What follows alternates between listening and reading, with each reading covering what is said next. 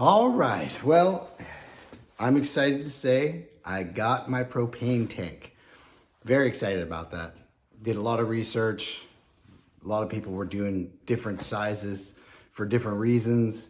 And at the end of the day, I just decided to go with a big one because for me, I figured I'd rather fill up less and just have it there if I need it. I went with a 29-gallon propane tank. I'm also thinking about installing floor heating so that I don't need to use a heater as much if I don't need to. Don't want to use up fuel, rather just power it up.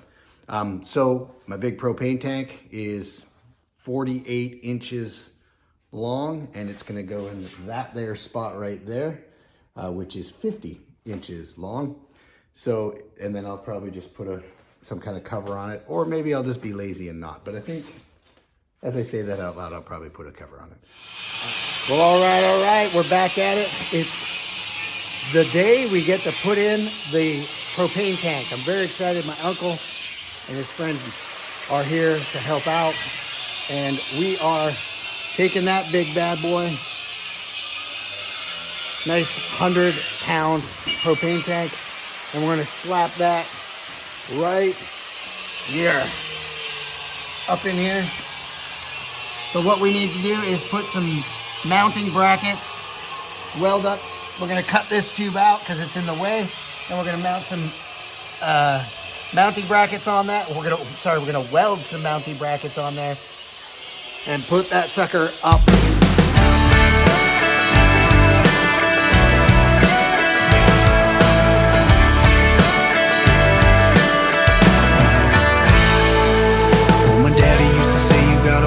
Get paid when you're working, you give it your all.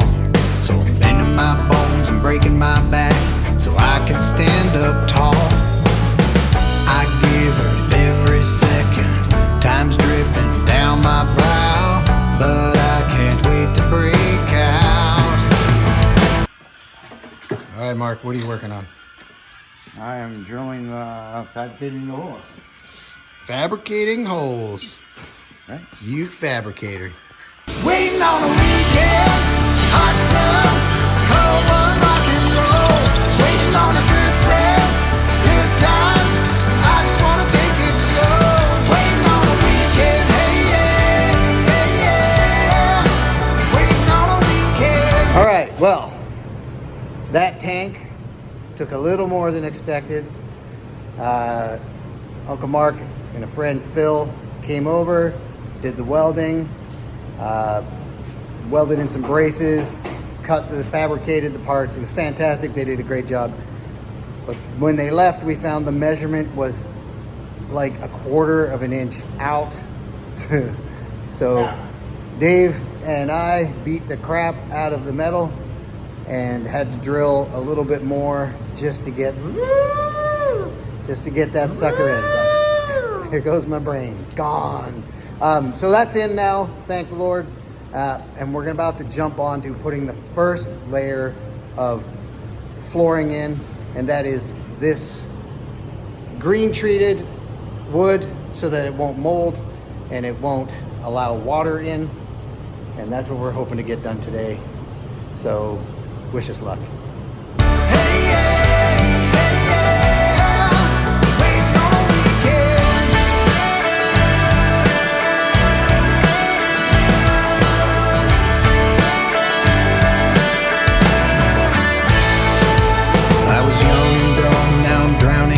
But it's time to climb out of this hole.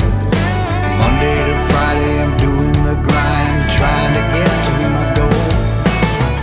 Lessons. When installing your floorboard, pilot holes, even if you have self-tapping screws, make your life a lot better.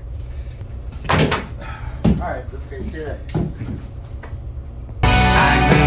Every second, time's dripping down my brow, but I can't wait to break out. So laying down the first layer of flooring, and we are using treated wood so that it does not get moldy or rot. That's very important. And then also been using this product for when you cut the wood. We're using this here for the edges, because when you cut it, it's not treated anymore, so you got to retreat that. Another thing you might want to consider, as I was working on the floor, I was noticing that a lot of in the outside door, the wood that they bolted this frame to was rotten. And also, there's a bunch of gaps. You can see where the water got in. So I decided to take the frame off and rebuild the wood and the metal frame to seal it as best I can before reinstalling. Something to consider when you're working on your bus.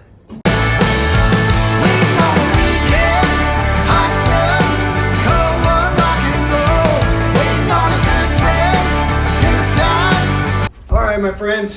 Well, the subfloor is in. I'm very happy. Thank you so much to my brother Dave for coming out for the last couple days to help out. Broke a good 6 drill bits, and that included heavy metal drill bits. Actually, the heavy metal drill bit was the worst one. It popped, snapped in half on the first hole, which was terrible. What I'm gonna do now is I'm gonna go across all the little seams and I'm gonna put wood filler. And any holes that we drilled that there was not a stud there, I'm gonna put that little wood filler in there as just an extra precaution. I was gonna do the fiberglass, but I'm gonna wait because I treated some of the wood and it's a little bit wet. So I'm gonna wait till that dries, and then I'll probably do the fiberglass blend to the subfloor tomorrow. I just wanna take it slow, waiting on a weekend,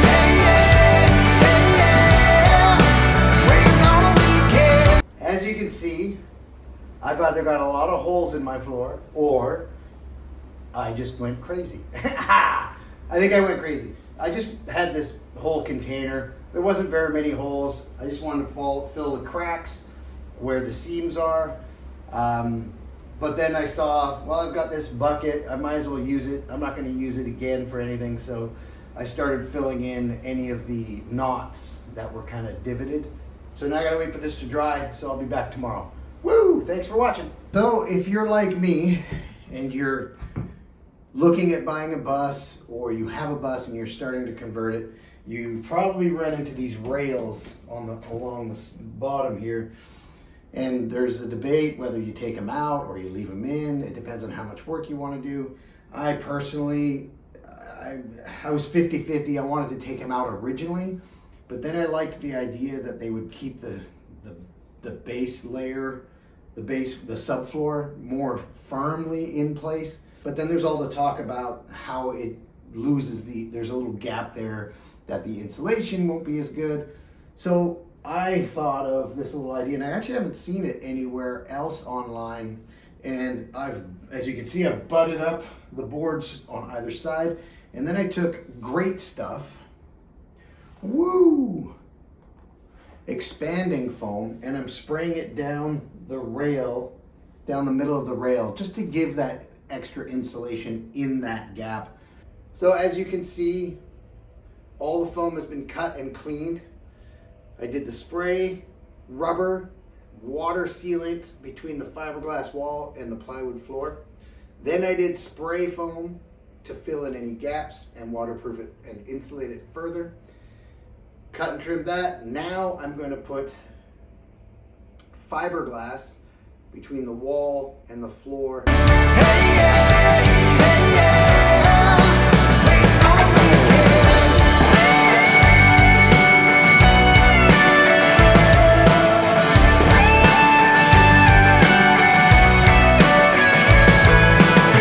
Wow, that was actually easier than I thought it would be, and stinkier than I thought it would be. You definitely want to do this in a well-ventilated area. All the windows in the bus and the doors are open, and I am outside, and it is pretty intense. But overall, I was a little bit concerned because I've never done fiberglass before. If you've never done fiberglass before and you're considering doing it to your bus, it's worth it. It's not very expensive. I think that whole roll of fiberglass was like $40. And then the resin and stuff was maybe, I think in total it was $100. And I bought twice as much as I needed. So maybe I'll look around at seeing if there's anything on the bus that needs patching. But I have lots. It's fantastic and super easy. You just mix the two compounds, stir it up a little bit, and soak the fiberglass sheet until it's see-through and you're done. All right, I'm back at the bus. And there's something I wanted to talk about that in my experience, not a lot of people on their bus conversion videos get into this stuff because it doesn't look good on camera, and I don't know, I guess it's just nitty gritty stuff, but it's little things will take up a lot of your time. I call it tinkering, you call it whatever you want, like finding a washer like this guy, a nylon washer for the doors, for like these edges with the bolts. So I got a bolt and the washer goes inside these little holes here. But because I took the door off in order to reseal it and put in new the rubber weather stripping thing, and wanting to seal it properly because this was a huge leak when I bought the bus. This is where the floor was the worst. I don't know if you remember in previous videos where all the rust was and the floor, the wood was just rotten and falling apart. I wanted to make sure this was sealed perfectly, but I have spent 3 days trying to find this washer and I can't find it anywhere. Nobody has it. So I've found a substitute and I'm going to be cleaning all the edges. As you can see, they need to be cleaned. And then I'm going to seal it with a spray rubber seal that will cure but stay flexible as the bus moves down the road. And then I'll reinstall my doors, which are sitting right there, which is why I'm pointing at them, and put in the rubber seal and all that fun stuff, the weather stripping. But it's this tinkering that can be extremely deflating, I will say that, because you get, like the other day I came in to work on the bus super energetic. I'm like, all right, I'm gonna put in a full day, took some stuff off, started cleaning, great. Missing a tool, okay, go find the tool, take off to buy the tool, come back, find out all these little washers are falling apart, go out, buy some washers that weren't the same. Anyway, I spent the whole day doing nothing but tinkering and getting nowhere, just to find out I didn't have the right tools, didn't have the right washers, didn't have the right screws. And it's all just, that kind of stuff can be disheartening. Try not to let it. When you're my advice is when you're in that mood of, oh man, I'm not getting anything done, it's all back and forth to Home Depot or the auto shop to buy stupid screws or washers. Little things like putting tape down to mark out, as you can see, I got tape up to mark out where I'm going to put things. But if you're in one of those frustrated because you can't find the tools, you can't find the thing, it's probably best to step away from the bus for a day or two, recenter yourself, get re-energized, and come back with the proper stuff. Just make a list and go get the stuff that you need. And don't settle. That's something I found myself getting frustrated with. Well, I couldn't find something, so I settled for a lesser product. And when I got here to put it together, I just was like, you know what? I don't want a lesser product. I'd rather wait and get the product I want. So that's what I do. I get the product, then I come in. That's a new thing. I didn't do that from the beginning. I just kind of went gung-ho and started tearing things apart and doing stuff. But anyway, all that to say is there's a lot of tinkering going on. Hours and hours and hours and hours of small things that don't look good on camera, like in time lapse when we tear up things and we put things in. It's all the little tinkering things that's going to take up most of this build. So be patient with yourself and take courage.